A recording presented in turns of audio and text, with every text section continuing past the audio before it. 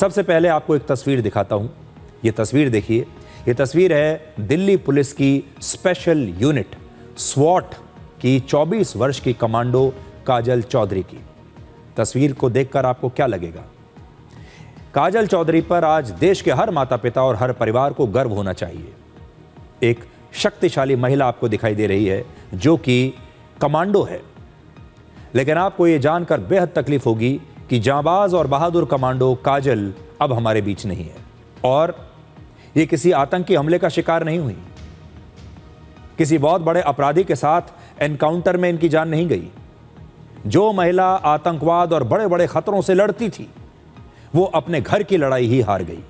क्या आप कल्पना कर सकते हैं कि बड़े बड़े अपराधियों आतंकवादियों से मुकाबला करने वाली काजल अपने पति से ही खुद को नहीं बचा पाई। 22 जनवरी की रात काजल चौधरी के पति अंकुर ने काजल को इतना पीटा कि उसकी मौत हो गई। 28 वर्ष के अंकुर ने बेरहमी से लोहे के डंबल से काजल के सिर को जख्मी कर दिया और काजल पर हमला करते हुए उसके पति ने इस बात की भी परवाह नहीं की कि काजल उस समय गर्भवती है। इस हमले में काजल गंभीर रूप से घायल हो गई और 5 दिन के बाद 27 जनवरी को काजल की मृत्यु हो गई।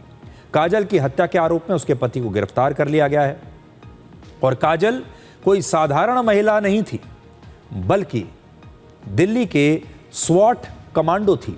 स्वॉट क्या होता है आपको बताते हैं। SWAT स्वॉट कमांडो। कुछ तस्वीरें हम आपको दिखा रहे हैं, बड़ी स्क्रीन पर देखिए। ये होते हैं स्वॉट कमांडो।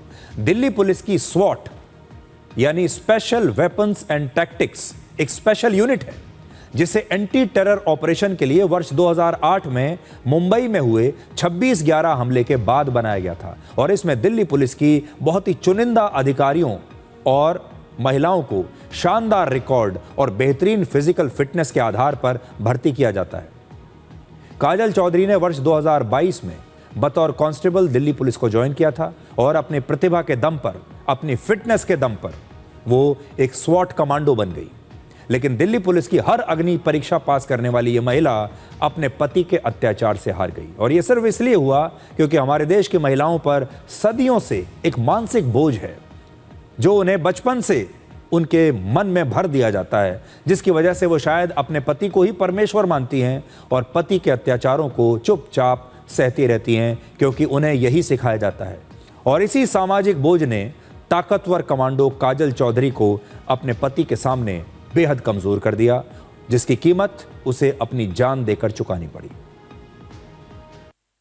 शादी होने के बाद इनके घर वालों ने मेरी बेटी को टॉर्चर करना शुरू कर दिया। गाड़ी नहीं लाई, जबकि हमने 18-20 लाख रुपए लगाए शादी में। होटल में शादी करी इनकी। इसकी सिस्टर, इसका ससुर, सास, देवर, जेठ सब टॉर्चर करते थे, बताती थी लड़की। मेरी बेटी फिर ये दुखी होकर कह सुनकर मेरे लड़के ने इसको डांटा।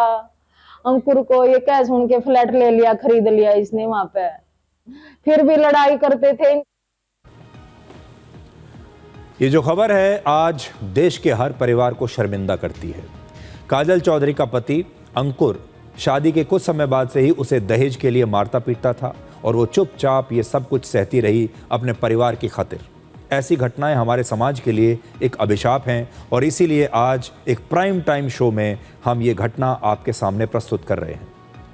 नेशनल क्राइम रिकॉर्ड्स ब्यूरो की रिपोर्ट कहती है कि वर्ष 2023 में 4,48,000 से ज़्यादा महिलाओं के खिलाफ अपराध के केस रजिस्टर हुए थे। इसमें से 1,33,000 घटनाएं सिर्फ घरेलू हिंसा के बारे में थी, जबकि 6,156 मामले दहेज उत्पीड़न के थे। सोचिए आज के ज़माने में भी दहेज को लेकर महिलाओं का उत्पीड़न हो रहा है। काजल चौधरी की हत्या हमें बताती है कि हथियार और कमांडो ट्रेनिंग आतंकवादियों और अपराधियों का मुकाबला तो कर सकती है, लेकिन समाज की सोच का मुकाबला बहुत मुश्किल है। जब तक घरेलू हिंसा को घर का मामला समझा जाता रहेगा, तब तक काजल जैसी बेटियां अपने घरों में ही ऐसे ही दम तोड़ती रहेंगी।